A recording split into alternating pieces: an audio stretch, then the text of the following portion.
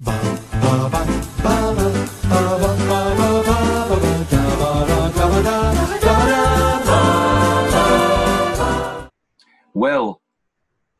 it is time to keep our appointment with the Wicker Man. Join in with me.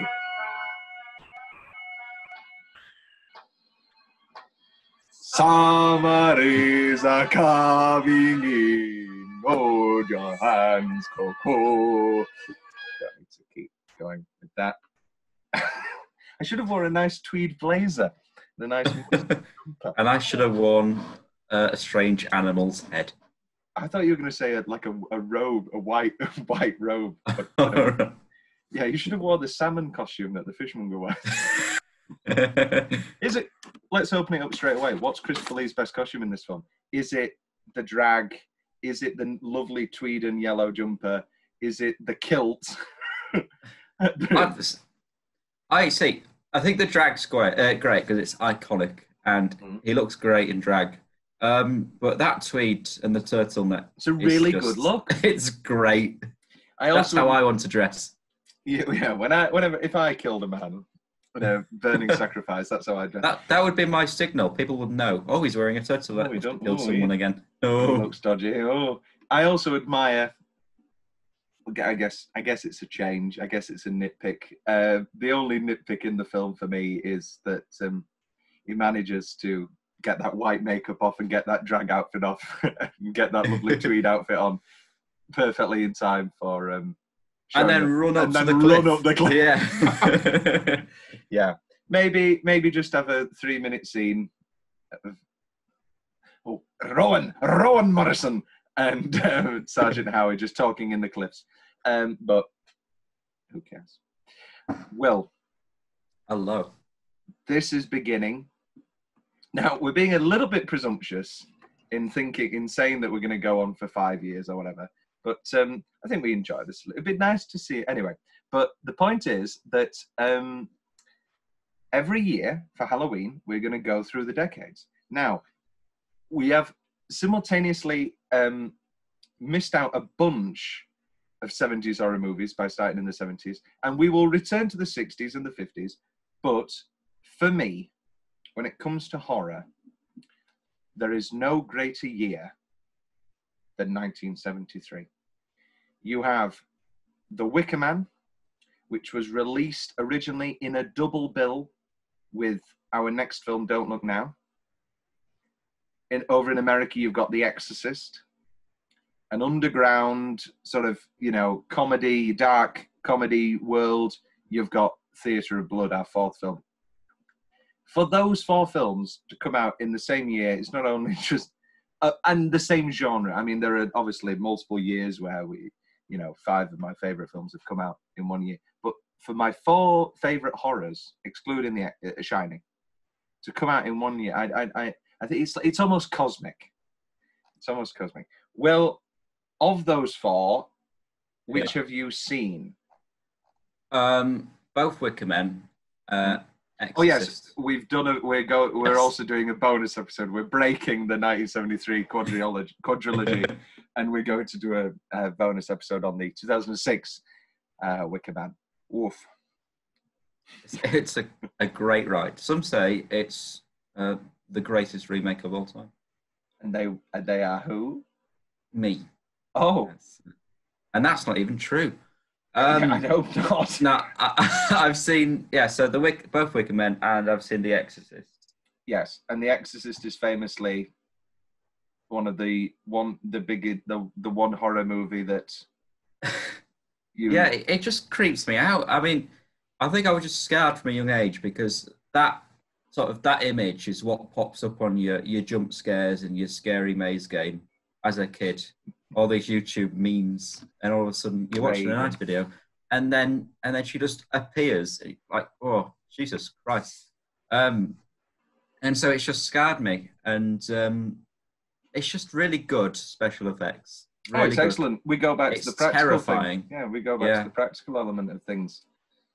Reagan, the makeup on Reagan, some of the best makeup ever put to a film. But this today is 1973's The Wicker Man. I could a tale unfold, whose lightest word would harrow up thy soul, freeze thy young blood.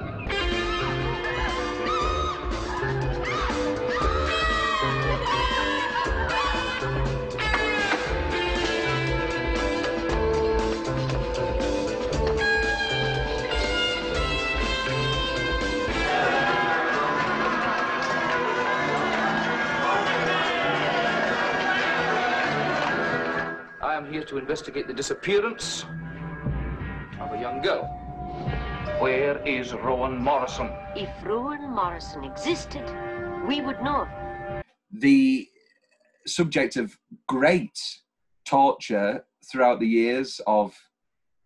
We could do a whole show about the different cuts and the trouble and strife that the film went through in once it was edited and then re-edited, and then British Lion didn't want to release it, and so for years it was this short 87-minute cut.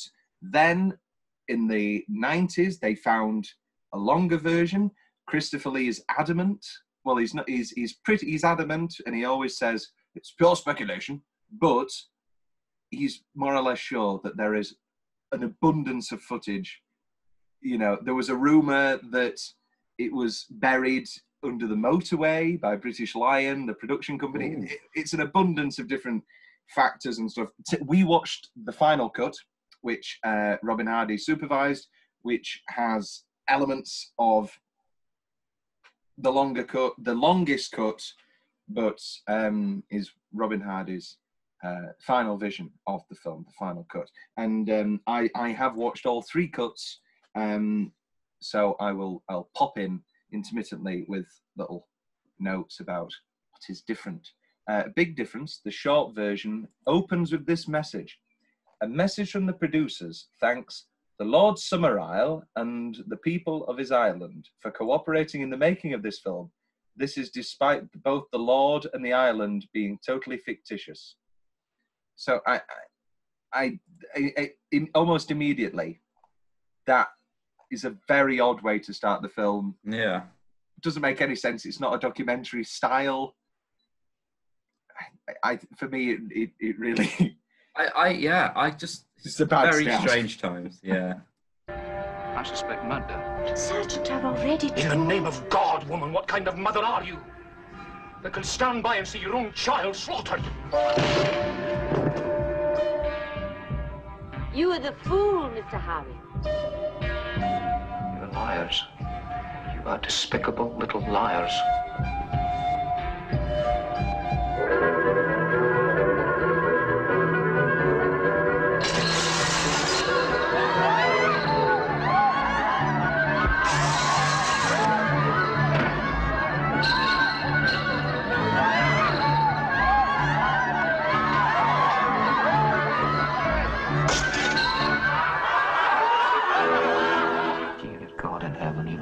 Can't be that mad.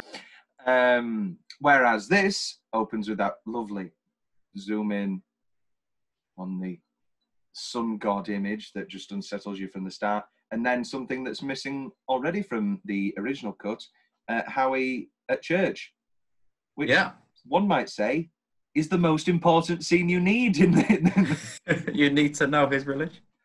I mean, you have, obviously, it comes up and crops up constantly throughout the film. That opening image of him reading a sermon and with his wife, I think it's almost certainly needed in this film. YouTube comments. I neglected opening line Hall of Fame because I didn't want to offer three options. But YouTube comments, here we are. Did Midsommar remind anyone else of this? You haven't seen Midsommar, have you, Will? No. Nor have you seen Hereditary? No. But we will most certainly get to those wonderful Ari Aster horrors. I think he's really, really doing good stuff. I don't want to ruin anything for you, Will, but I think they're both quite similar in certain elements, and I would like for his next film to be a little bit Wholly different. He has said that his next film he wants to make just a really dull family drama or a raucous comedy. But I think, but I don't know. But we'll see what happens. I'll watch it no matter what. He's made two. In my eyes, he's made two masterpieces. There was no gory scenes yet. This is one of the most unnerving and darkest films I've ever seen. Completely correct. I think we're both in agreement that the ending of this film is the most horrifying ending of all time. Yes. I think, oddly again, I think your other options include Don't Look Now. The Exorcist has a sort of nice, as a pseudo happy ending, but also it has the element of he needs to kill himself. He needs to throw himself down the stairs. So and that stair scene is horrific, brilliant. What a landing. That's the best. Add that to our collection of stair scenes. That's the best stair scene. Yeah, The Exorcist. Because that is the most realistic. Death becomes at the start too many stairs. Psycho obviously looks like that. And it's also a choice. It's he knows he throws himself to. But Christopher Lee said that this was the role he enjoyed the most of all the films he made. He did. He's still to this day. Was Christopher Lee passed? Yes, unfortunately. So, still to this day. I thought, I knew that Edward Woodward. Yeah. I think everybody's dead, aren't they? Is Robin Hardy alive? Let's have a check. I wouldn't. Robin Hardy. No. Robin Hardy's dead? 2016, the year everyone died. God. In Reading. Oh, right. This is a dour. That's the bit that shocks you. In Reading. In Reading? What a way to die. What a way to die in Reading. 0 out of 10. Not enough B's. Ha ha ha. Rowan Joss says, I was named after a character in this thanks to my dad. Would you name your Can you guess child? Which one? Lord. My name. Would you name your child after Rowan Morrison, the child in this film? Why not? Why not? I guess. I probably do see myself naming my children after. Oh no, I definitely am, because then we can grow up watching the movies together. It's Sally. You don't want to call the other one Harry. No, I wouldn't do that anyway. Oh, Harrys. Never trust a Harry, anybody. Never trust a Harry. They're always bad. If I do become a famous screenwriter and people are like, why is it that every Harry in your shows is either a horrible, cheating bastard, a cokehead, or a evil person? I'll go, well, just add all those together and you've got the inspiration. Funny how at the end the whole village wears a costume, a regimented uniform type of outfit just for that day, but from the start Sergeant Howie had his uniform on. I don't think that was I think that's just someone trying to be clever. I guess it's in there. It's a great police costume though. It is brilliant. Do you know I love that. He made it 2 sizes too short. So that he would seem in all scenes firm and regimented and out of place and uncomfortable. That's how I feel whenever I wear a suit. Oh no, I feel like I nearly was going to say I feel like a king. Oh no, I love wearing suits, but I've recently put on a bit of timber, and now my suits are 2 sizes too small. Yeah, you've got to squeeze for the rest of the night. Yeah, it's a tough one. But if I had the option, I'd wear a suit every day. Like I love wearing suits. The purple dinosaur. One word, bizarre. Okay. Yeah. 2 words, bizarre and sexy. Do sit down, Sergeant. Shocks are so much better absorbed with the knees bent. Please.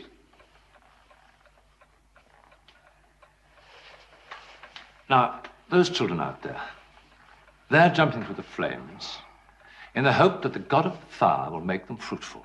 Really, you can hardly blame them.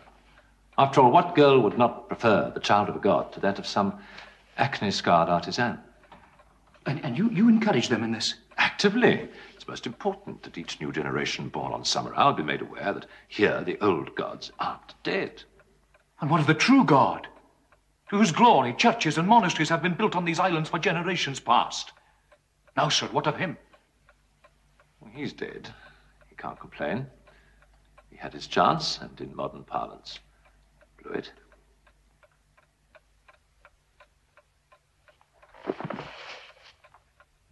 What? That's 3. Ooh. Stephen Hibbert. So this is where the League of Gentlemen came from. I guess we can talk about this now. It's not exactly, but the gents have talked an abundance of times how influential these 4 1973 horror movies are. They have an audio commentary on my Blu-ray of Theatre of Blood.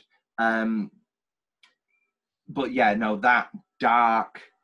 I mean, you could look at specific references throughout the shows, but that overall tone of, I mean, Don't Now is different because it's in Venice and obviously The Exorcist is in America, but that overall dark, I'd say this is darkly comedic in points. I chuckle a little on a few of Lord Summerisle's put-downs to Howie in that introductory scene between them two. He's quite darkly comedic. He's at least very witty and dry. Amazing movie. The ending was fascinating. The songs had their deep-seated beliefs wonderful. They're my YouTube comments. Will, do you want? I mean, it doesn't really matter. 10-minute stretch. It's obviously. I'm sure we're agreed, for better or for worse, as unwatchable or rewatchable as you want to call it. It's the final 10. It is. We'll talk about the final 10, but I'll just say a close second is I have probably 3 other nominations. Yeah, it's the big sort of mad wild goose chase search when the ceremony's just starting and he's running in all the houses. Yeah. What's your favourite little thing? Is it? So I like the coffin. Yeah, the coffin. Who we then see the hand of later. Yeah. There's the coffin. There's the 2 dolls in a sex position. Yeah. There's obviously Ingrid There's the clown. Yes, there's the clown. There's the fishmonger in his salmon outfit. There's the girl who falls out of the closet. Who, good for her, landing that. Jesus Christ. Yeah. Good. That's commitment. another rising star. Yeah, that blood wasn't there before she fell out of the closet. Obviously, Ingrid Pitt's naked in her bath, almost waiting for him, and then she does the little thumb. Was that supposed to be another Willow thing? Was that supposed to be another, just come and have sex with me now? I mean, I guess it'd be hard to plan that one. It's hard to plan it most times. William. You dog. The cowman who has. That's the cow on his head. Which coffin were you referring to? The one with the woman with the eyes, or the bread? The bread coffin with the bread. The woman with the eyes. That was a big bread man. Was that a real bread man, or was that a fake bread man?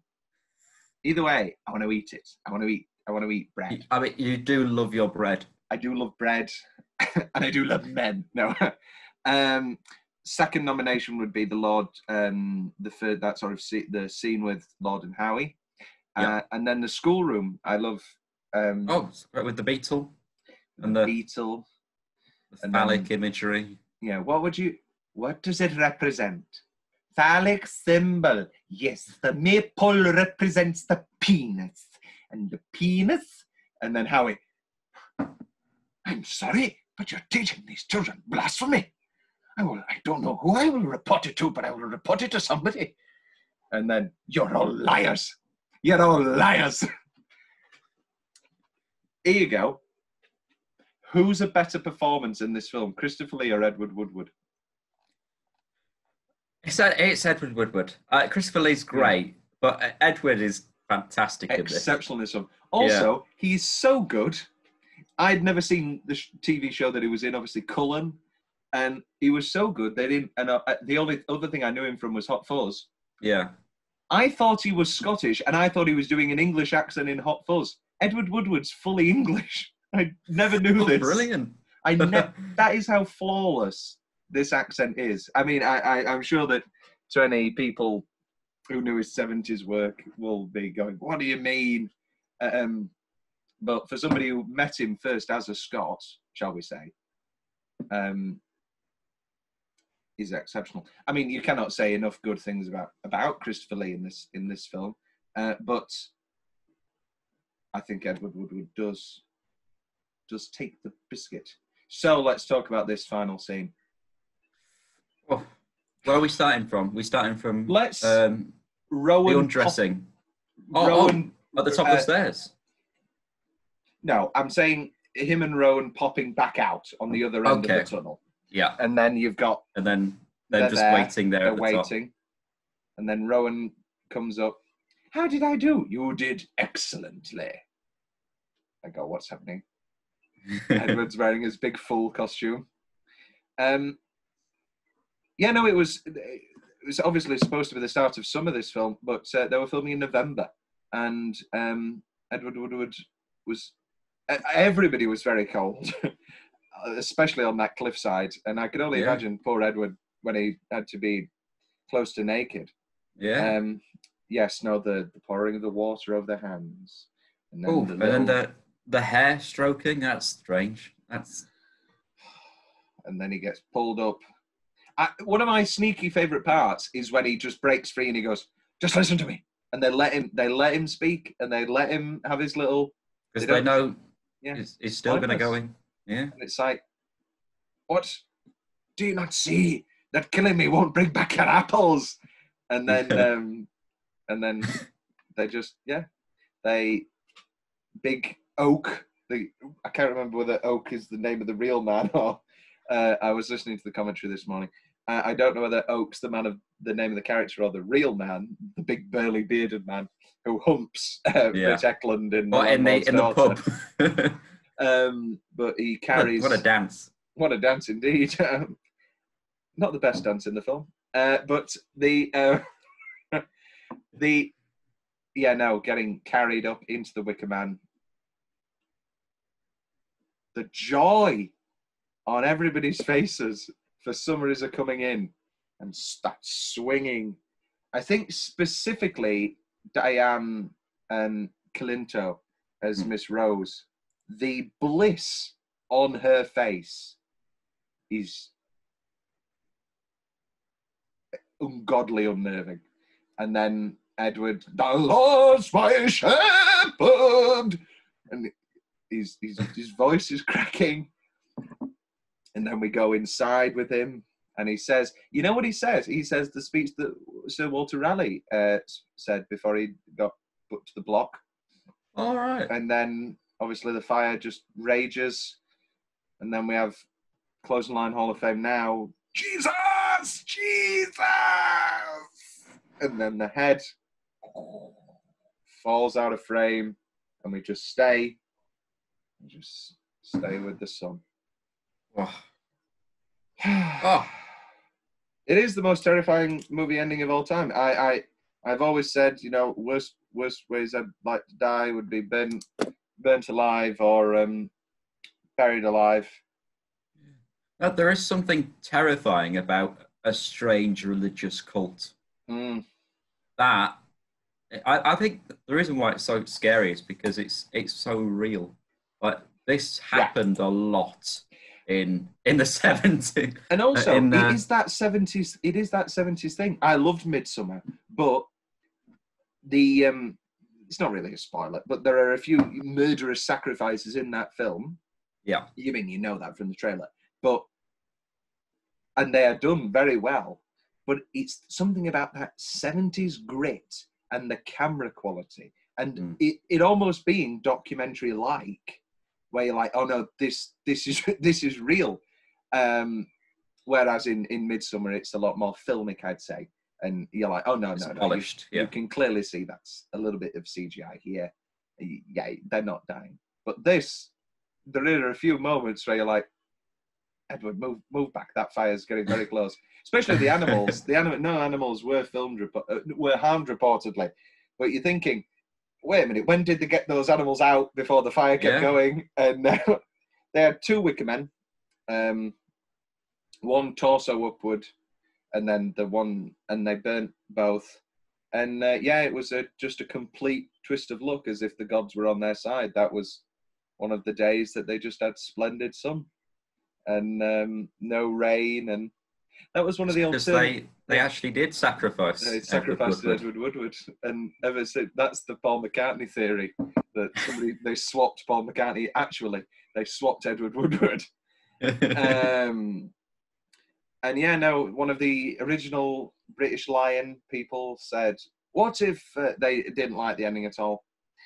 They thought it was terrible. There was a travesty. They said it was one of the 10 worst movies they'd ever seen. And they were just, so they cut it down and then put it as a double bill with Don't Look Now. One of them actually said, what if it started raining and he got out? What? Yeah. They're my nominations for Final 10. Have you just got those 2 nominations? Is everything else in? Yeah, they're mine. But it's ultimately that last 10 minutes. Tom's weirdly specific favourite parts of the film. I think this is a film made for weirdly specific favourite parts. Could I please have a dinghy? Just really like that as an intro. Well, it's not an intro to him, but because we have the priest, the church scene in this cut. But could I please have a dinghy? And he's on his loudspeaker, and he rows out.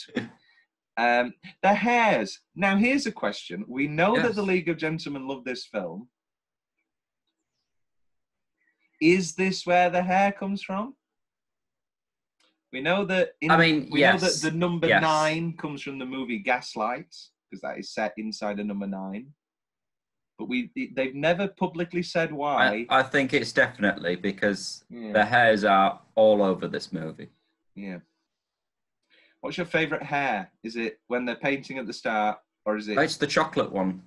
Oh yeah, that does look yummy. Yeah. Yeah. They should have had a chocolate one in the grave. Well, no, they should have had a real hair. Or is it the hair on the cup when she's drinking, when he throws the hair in? That's another thing I noticed this time. Very well. It's just a very good film, isn't it?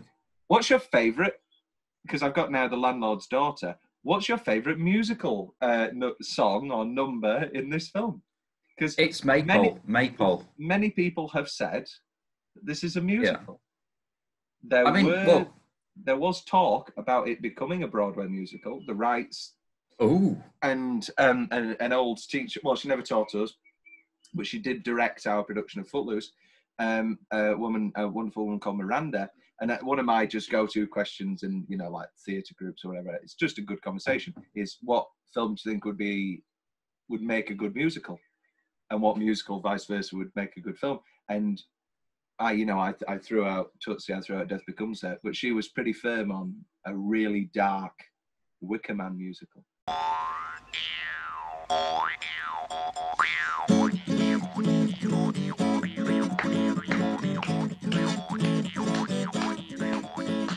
In the woods there grew a tree, and a fine, fine tree was he.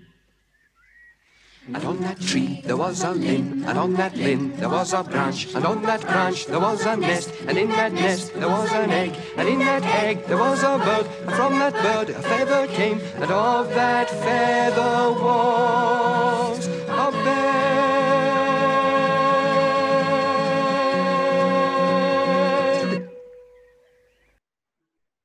And I'd watch that. I'd watch that. I would definitely watch that. I mean, how they do it at points, I don't know. But and you'd have to have like a slow ballad with him in the burning. Yeah. I can see you, God. Yeah. God, are you out there? God, are you out there? Well, no, oh, God, oh, Jesus Christ. Oh, God, oh, Jesus Christ. No, I do it like Jerry Springer, the opera, where Jerry Springer doesn't sing. I would have Howie. Yeah. I would keep Howie not singing, and I would keep all of the songs diegetic. And the Willow's song is the one where you're like, this is just a full-blown musical number. There's no, this isn't like, Gently Johnny, they're all playing downstairs. Landlord's Daughter is obviously a landlord's daughter, and Summer is coming in, and the Maypole song. I guess you could say Corn Rigs at the start, but that's just on the soundtrack. Corn Rigs and Barley Rigs. See, my favourite song from this is Maypole. I think that's a really haunting. Good song. Yeah. And on that beach, there was a tree, and on that tree, there was a boat, and on that boat, there was a tree. It's really catchy as well. Very much enjoyed. What I was saying is, the music in this, you could put in any Wes Anderson movie. Yeah. It's that sort of, especially like Mr. Fox, I think, like that. You've got the that sort of music. I can see that. I'd probably say my favourite is, I very much enjoy The Landlord's Daughter. I think it's funny. I think it's just the right amount of unsettling. And it sets the perfect tone for an introduction, for Howie to be introduced to this crazy world. However, I do love Summersisle coming in. Oh, it's great.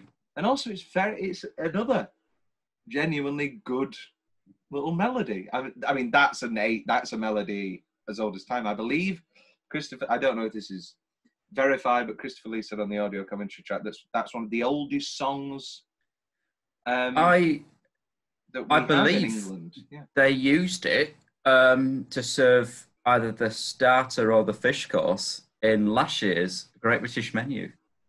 But that's just me being very nerdy. Right. Did they all stand around in a semicircle and whilst they were eating it?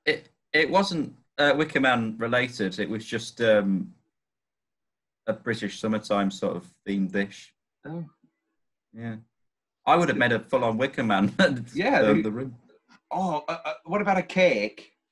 What about like, it'd be very hard to make. Tiramisu. Not tiramisu. What's the one? Tiramisu. What's the balls?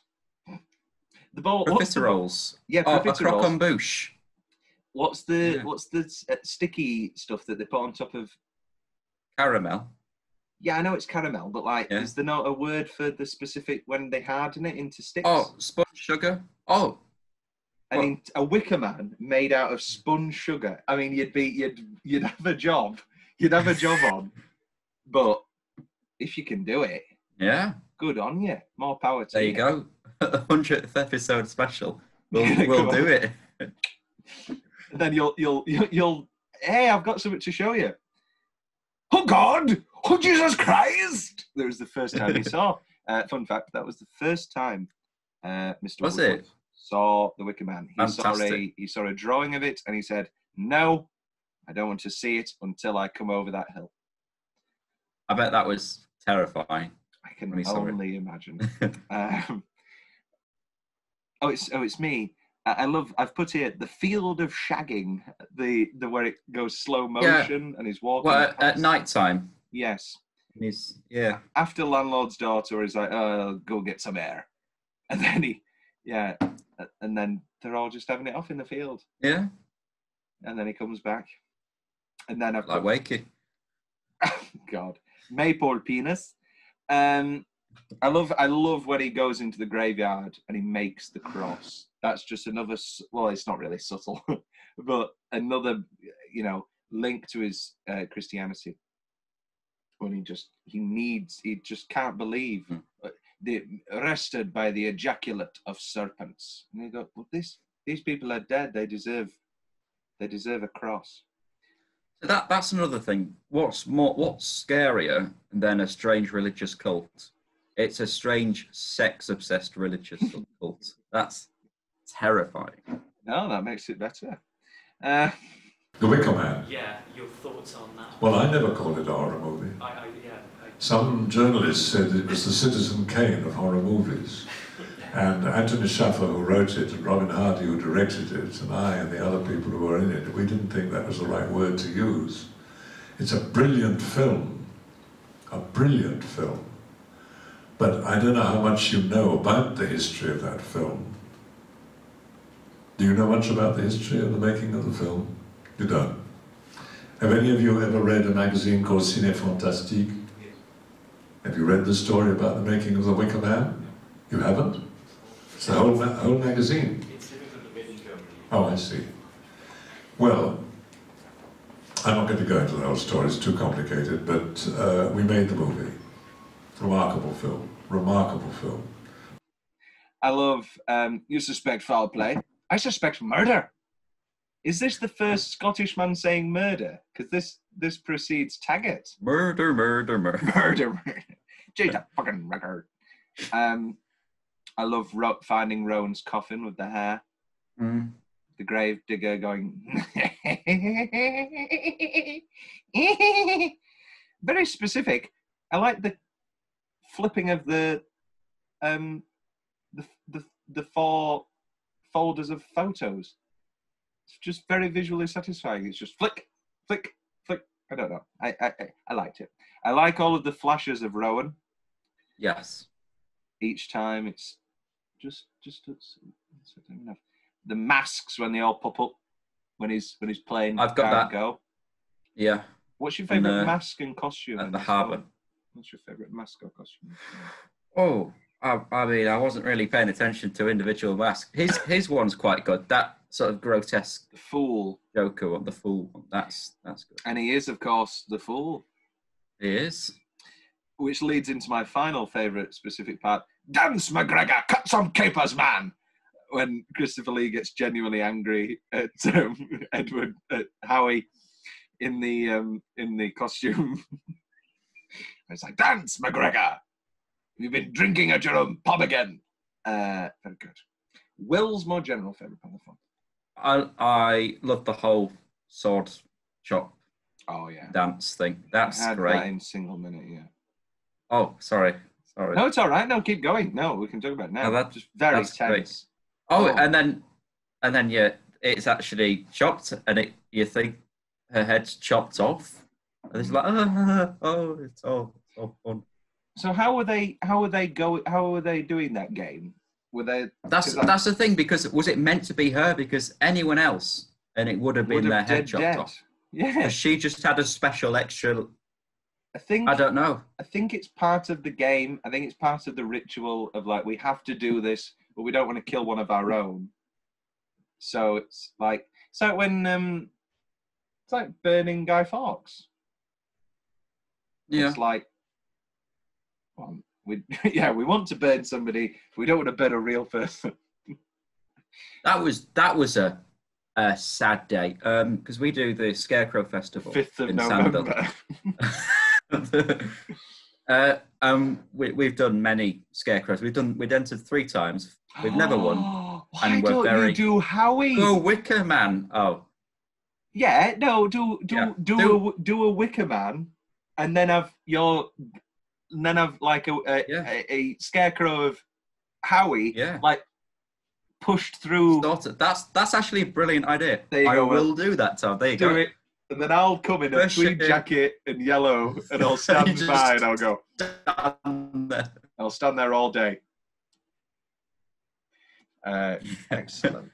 No, first year we did Chuckle Brothers, but the second year we made 4. We made the Village People. Oh yes, you did. Doing the YMCA, but when it came to, we lost to. Oh, here we go. 10 in a bed.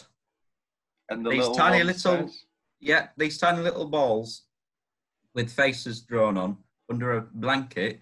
It was about that big, the whole thing. And there was only 9. We counted 9. Oh. But they lied. There wasn't 10 in the bed. And you, the little one, said, yeah, there's not 10. And then And then, well, most recently, I'm sure a picture will appear now.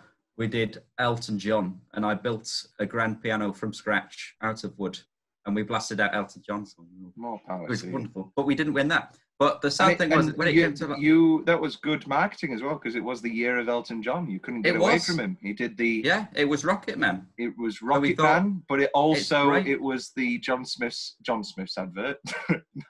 But the Snickers. John Lewis he was the John Lewis advert. What else? It was in something. It was in that Snickers advert. Snickers advert. That's exactly what I mean. It was the year of Elton. But we got to bonfire night and we thought, we're going to have to make a Guy Fawkes. Why don't we just use one of the scarecrows left over? So we burnt one of the village people. Which one? The Indian. Oh, very good. Yeah. Oh, poor. Do you keep them all then? I mean, I know that they're a lot of work.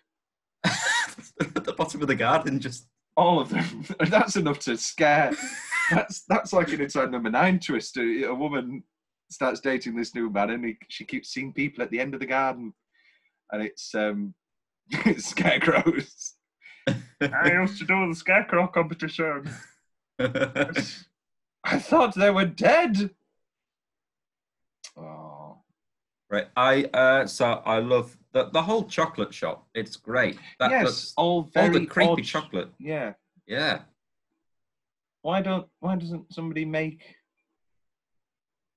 There's a lot of good merchandise availability with this film, I feel. Oh, God! Oh, Jesus Christ! Yeah. I love the pictures on the wall of all the girls in the pub. That's great. And also, it's a lot more subtle. I know I'm trying to not talk about the remake at all until we have to. But just a lot more subtle than the in the remake, where it's smashed glass and the picture's been taken out of the frame. It's just not there, and it's a lot more believable that the frame broke. Anyway, I love the tapping in time to the maypole dance in the school. That's terrifying. But even in particular, the maypole dance, the guy in the middle, and that shot of the shadows on the floor, that's creepy. I like that a lot. And the whole sex dream, that was fun. Dream? I see it as a dream. Do you? I do. It's not a dream. Is it not a dream? No. He wakes up at the end and he's like, Because she's beckoning him to have sex. Oh, yeah. He goes to bed at the end. And then the morning after, he's like, did you sleep well? And then he goes, you could have come in. He goes, no, I'm not. I don't believe in it before marriage. No, it's not a dream. We'll talk about Willow's dance. I've got Willow's dance in a single minute. Yes. We're going to skip Oscar travesty and touch on it when we do The Exorcist. Because I don't know if Theatre of Blood deserves any Oscars. And then, because it's the same year, so when it comes to The Exorcist, we will go through them. Because, spoilers, The Exorcist is the only one of these three films to be nominated for a thing. What am I saying? Your favourite building or set? Yay. Well, I mean, there's one obvious one is the Wicker Man. Mae Morrison's post office shop. Yes, the Wicker Man is one of the greatest sets or props, whatever you want to call it, of all time. Yeah, it's very good. Did they? Well, I was going to say, did they build it from scratch? Where would they have got it from? It was just there. There were two of them. They couldn't find the legs of the other one. Yeah. Any other possibilities? Christopher Lee's house is nice. That's a nice house. It is a lovely house, isn't it? Yeah. It's a big house. I can't remember the name. It's a real Scottish house. That would be best single minute. I have the intro to The Inn, Landlord's Daughter. The Gently Johnny scene with Ash Buchanan. Come now, Ash Buchanan. lose your, it doesn't say, but lose your virginity to Willow. And then you could almost get rid of the whole Lord Summersisle talking about snails.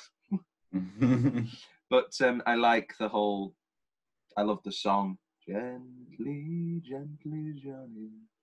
It's very well done. Chop and Willow's dance. Let's talk about this then. So there is a butt double. They are Britt Eklund. Let's talk about Britt Eklund. We've not talked about... Oh, you sound disappointed, William. Yes, Britt Eklund didn't much care for her back. And she thought she had a smaller bum. So she believed, so... Well, again, there's two. This is one where there's two stories. Robin Hardy is pretty adamant and firm that... What are you laughing at, Will? Nothing. He's pretty firm that he told Britt Eklund that we need a shot of you slapping your bum. And she said, I don't like my bum. Get a butt double in. She's Swedish, by the way. And... however, Britt Eklund says the story of, they shot all my boob scenes and then I left and I went back home for a birthday party and I came back the weekend later and I was informed that they had got somebody else's bum in. So, dueling stories, it's an odd one. I think what makes it so incredibly relevant is the theme of devout religious belief, that any kind of religious zealot that will kill in the name of their own religion, that truly believes what they are doing is the right thing to do. You know, the people of Summersisle are not evil. They're just worried because their crops aren't growing, and they are certain that sacrificing the virgin is the way to do this. You know, I think that I remember watching The Wicker Man and thinking that it was so similar to those Al-Qaeda videos where someone's sitting in a chair, they're a reporter for the New York Times or whatever, they've been picked up by this group, and no matter what they say or what they do, it doesn't matter. You've just become a pawn for this other person's religion. They're going to kill you. They're going to kill you because of their ideology. And ideology can be a terrifying thing when it's applied to someone that fully will do anything for it. You know, people have religious ideals, but when you see someone that so believes in their religion in a fundamentalist way to the point that other people dying actually is what they believe their religion wants, it's good for their religion, there's nothing more terrifying than that, because you can't fight it. There's nothing you can do against it. But either way, the scene is fantastic. I think, yeah, I love, as much as the dance, I love the pain that Howie's going through of, like, he's sweating against bullets. The wall. Yeah. That's great, yeah. He's sweating bullets. He's, you know, he's going through a complete crisis of faith, and you know, he's going through it as the old man. So, right, here's another crisis of things. Sorry. So, the famous thing is that Willow's voice was dubbed because she couldn't do the Scottish accent by Annie Rosie. It's definitely dubbed for the song, because she always said she couldn't sing. Yeah. But she did learn the Scottish accent, and Robin Hardy and Christopher Lee and Edward Woodward all stick by that it's not been dubbed. However, then she says that it has been dubbed. There's a lot of differing. It's enough to give you a headache. But yes, no, Willow's dance is marvellous. Your single minutes, Will? I've got Chop. That's it's just it's a very good build-up of tension. It is very good. Best line. I mean, you can't beat "It's time to keep your appointment with the Wicker Man," but we'll try. Do sit down, Sergeant. Shocks are so much better absorbed with the knees bent. I believe in the life eternal as promised to us by our Lord Jesus Christ. That is good. For believing what you do, we confer upon you a rare gift these days, a martyr's death. I shall be back shortly with some more police officers.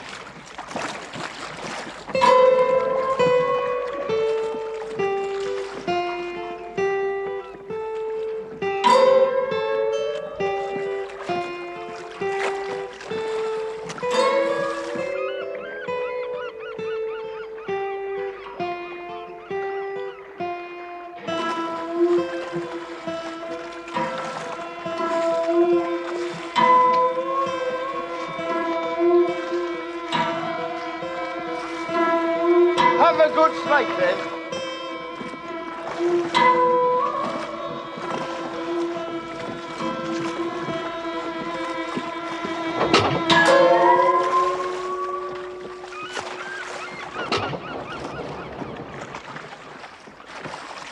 Great. Oh God! Oh Jesus Christ! A man who would come here of his own free will, a man who has come here with the power of God by representing the law, a man who would come here as a virgin, a man who came here as a fool. Don't you see that killing me is not going to bring back your apples? Summer is coming in, loudly sing cuckoo. If the crops fail, Summersisle, next year your people will kill you on May Day. They will not fail. Can I do anything for you, Sergeant? No, I doubt it, seeing that you're all raving mad. Yeah, I got that. I've written that one down. You are despicable little liars. Some things in their natural state have the most vivid colours. And Will, any other of your favourite lines? Yeah, I've written down the liars, you're all truly mad, and will you send a dinghy, please? I like that. Will you send a dinghy, please? What's the next category? Oh, what's the change? I don't like the corn rig song. It's the one song I don't like. Corn rigs and barley rigs. You can't like them all. You can't like them all. I similarly don't like the rock music that's played during the chase through the tunnel. There's like a weird electric guitar riff that I don't like. But apart from that, I think the soundtrack's obviously excellent. I don't like the sudden cuts to the sun. I'm not sure. I think it might be in the chop scene when the slice, and then you suddenly just cut to like the burning sun. But it's just jarring. When they're cutting. I don't like it. All right. It's in the trailer as well a lot, which works because that's sort of like flashing, but I don't like it. And they didn't know how else to sell the film. Yeah. There's an odd bit of ADR when he eats his potatoes and goes, disgusting. Just doesn't work. The Willow dub, I don't know which of the stories is true, but now that I've been told that it's dubbed, I'm always looking at her lips, and and I'm like, oh, is it there? Is it there? But apart from that, I wouldn't change a thing. Well, anything else? Just the sun for me. I don't like the sun. Just the sun. What's left from your notes? I've got the hand candle. Oh, very good. Yeah. We're working on that all morning. And that's all you've got. Yeah, that's probably the goriest the movie gets. But it's great that each finger is burning. That's burning. That's an awful feeling. Imagine and your nails burning. Well, it's not attached to anything. She can't feel it. She'd be knackered if she felt it in the grave. Oh, bloody hell! Oh. Yeah. Like the League of Gentlemen Christmas special with the voodoo when they start stepping on it in the line dance. The nipple paints I've written. Ooh. Right. Because they get the yellow paint on her thumb. They undress him. Then they go just underneath the nipples, and I'm like, all right, okay, you've been polite there. You've not put it on his nipple. And then she just goes straight back, and she goes, wah. Yeah, get on there. And then one in the middle. And then one on the head. Lovely stuff. We've neglected to talk about the Shaffers. Now we have been to see a Schaffer, an Anthony Schaffer play. So this film is written by Anthony Schaffer, the one half of probably two of our sneaky favourite playwrights, Peter and Anthony Schaffer. Peter for Amadeus, and also writing the film of Amadeus, one of our joint favourite films, and as well as Equus, which is just fucked up and great, and the film with Richard Burton. I mean, you can't beat Richard Burton. Should I tell my famous drop the mic Anthony Schaffer story? Oh, do it. So we were in class with our drama teacher, and we'd just been to see Sleuth, written by Anthony Shaffer, which is an excellent film with Michael Caine and Laurence Olivier. And the play on its own is very good. We went to see a pretty, I'd say, lackluster production. Obviously, spoilers for Sleuth. The second act twist is that one of the characters returns after he has apparently been killed in the first act as, we don't know it yet, but he returns as the Scottish Inspector Doppler. Yeah. And he's got lots of makeup on. Oh, you're bringing flashbacks. Yeah, and he's talking in a thick Scottish accent. Michael Caine's excellence almost pulls it off, but he's got the problem that it's a film. So you can... there are close-ups, and you're like... Yeah. Oh, no, that's just Michael Caine. I can imagine... Does Jude Law do it better? No. Kenneth Branagh tried... Oh, my God. Kenneth Branagh directed the sequel where Michael Caine played the Laurence Olivier part. Yeah. And Harold Pinter wrote the script for that and adapted it. And Kenneth Branagh tries to get around not showing his face, but that doesn't work either, because then you're like, why are you not letting us see Inspector Doppler's face? The best modern, I think the film that has gotten away with it wonderfully is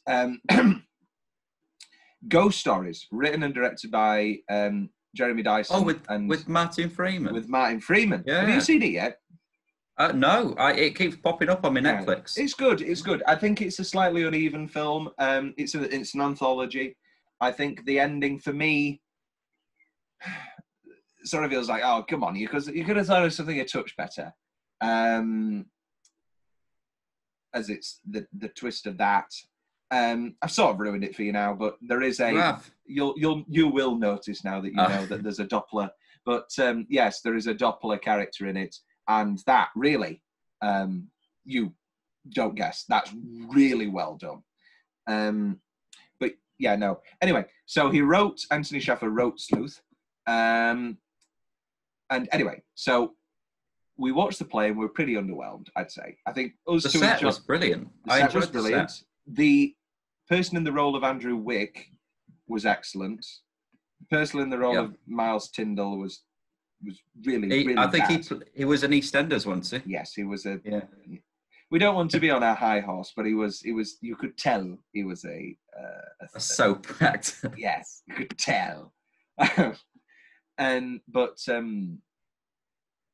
I think everyone was more or less underwhelmed, apart from us, because we sort of looked through it, could see the play a bit more, and we were like, "Oh no, this play is most definitely up our alley." And we both, I think, within the month, then watched the Caine and Olivier original, and we're like, "Oh no, this is excellent." And it was just that production. But we went into the lesson, and our teacher Phil was like, "Okay, so this is Sleuth. Say what you want about Sleuth. Why do I still think that this is one of the greatest playwrights of our time?"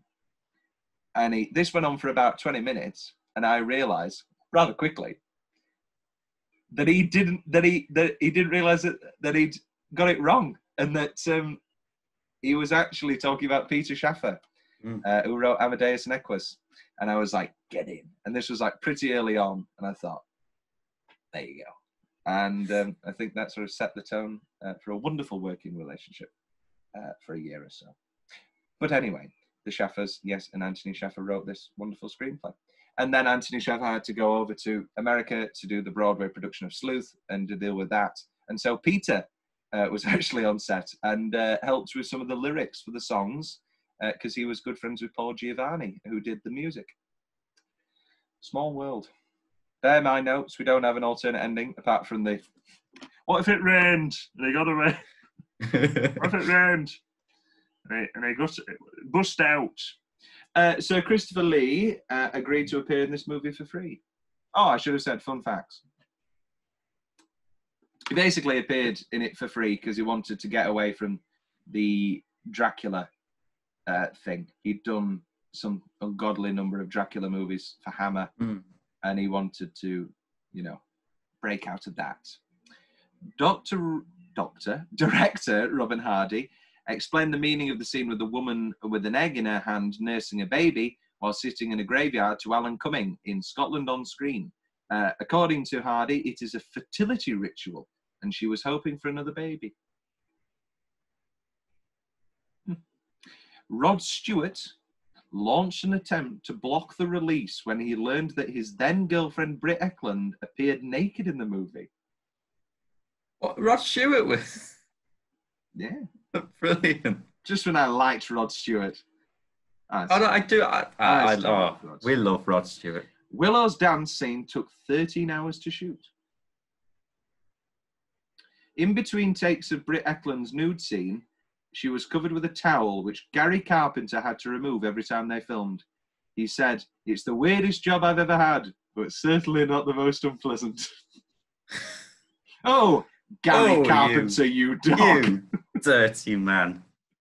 According to a 2001 article on the UK site The Independent, Britt Ekland turned her back on the Wicker Man, refusing for years to even talk about it. People were not really nice to each other. It was every man for himself, and if you cheat and lie to people, it creates ill feeling all around. The causes of Ekland's grievances are twofold. The first is her anger over being secretly body doubled during a naked dance sequence, with a model with a big ass being brought in to do the rear view shots after she allowed the director to shoot her naked only from the waist up.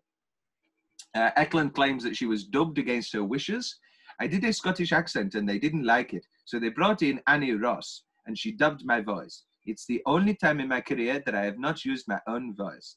Intriguingly, although the voice on screen sounds nothing like Ekland's, editor Eric Boyd Perkins insists that neither he nor his soundman dubbed anything more than the song, leaving an enigmatic question over the offending dialogue, which director Harding is now inclined to think maybe Ekland after all.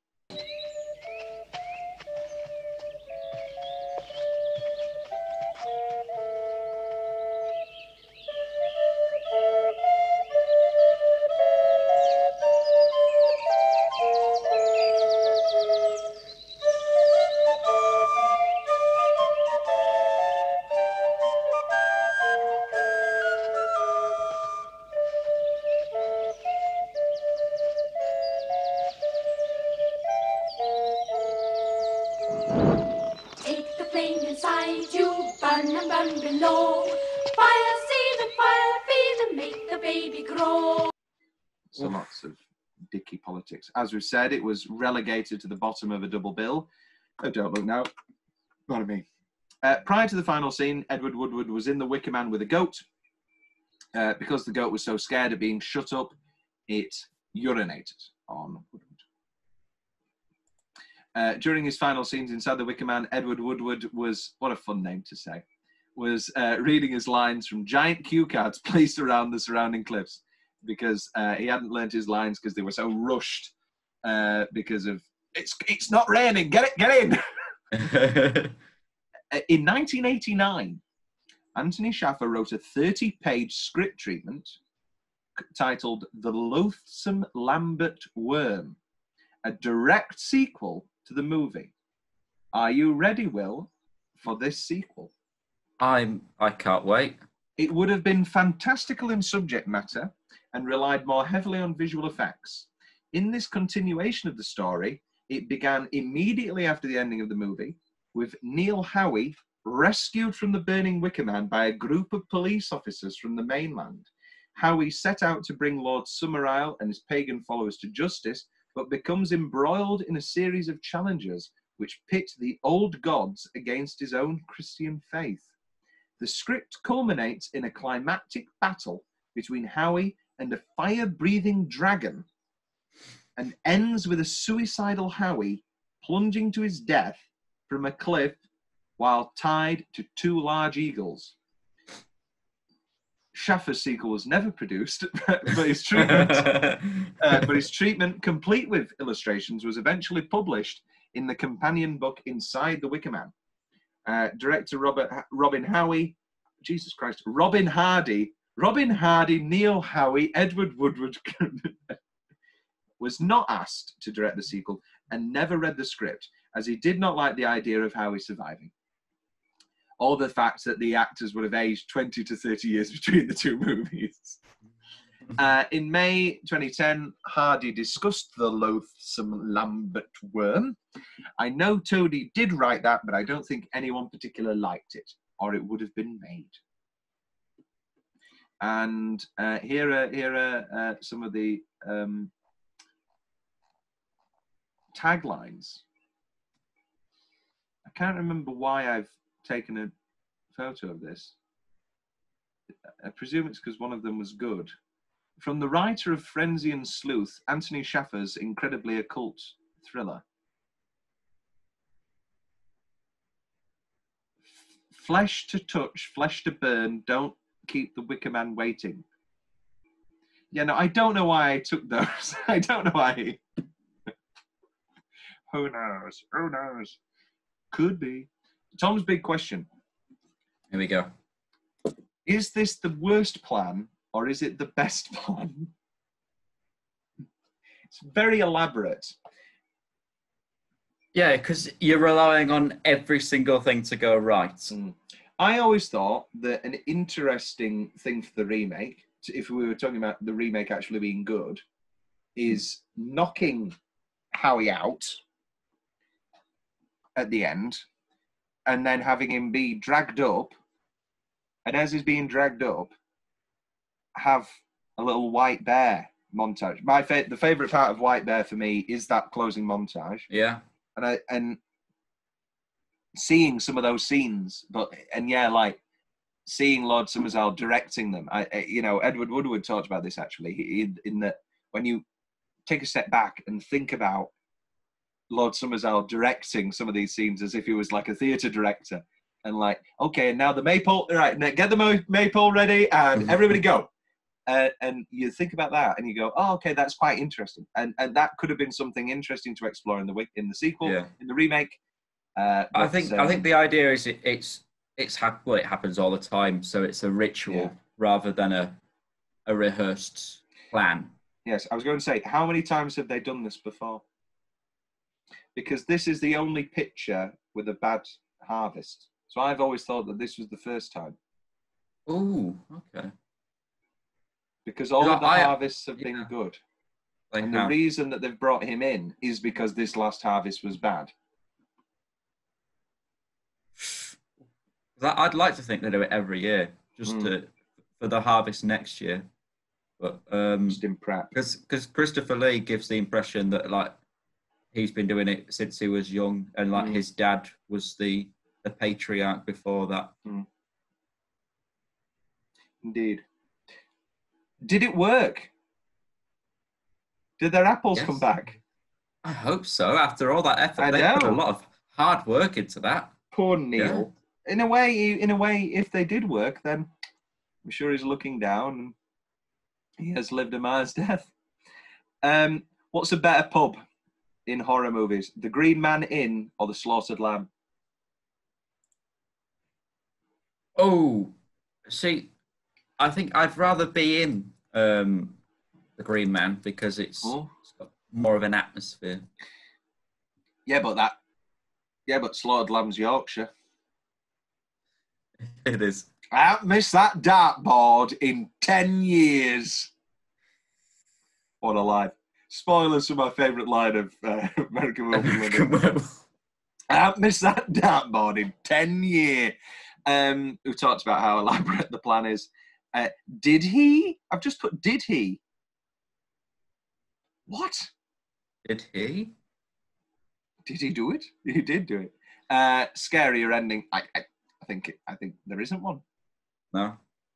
It is that classic thing of, evil triumphing over good. And there is nothing more unsettling. Yeah. There we are. We've done synopsis of a sequel. Yeah. We have. I guess. Closing line, Hall of Fame. Jesus! Great. Ending. Will, our next episode, we're immediately going to break away from our fortnight and do a bonus episode on... We've broken our rule in the first... at the first hurdle. Because the anal nature of me was like, okay, well, we'll do Wicker Man first, and then I just gave up and I just did it as a bonus episode. Yeah. Which we both do love. It's weird actually, because the last time when I really got into the Wicker Man remake and like, oh, this is one of the funniest films ever, I was like, oh, I love it, it's really funny. But now, actually watching it back to back with this, and this, like, I think quite firmly now becoming one of my favourite horrors, the humour sort of sapped out of it a touch. And also I think it's that I wasn't watching it alone. All of these good, bad movies, you need to be with somebody. I think it's just quite a miserable experience if you're just watching them alone. I think I will enjoy the conversation with you more than I'm watching a motion picture. Will, have you anything left to say on 1973's The Wicker Man? Outstanding. Terrifying. One of the greatest horror movies of all time. I couldn't have said it better myself. William Leggetter, goodbye. Oh God! Oh Jesus Christ! Da ba da ba da ba da da.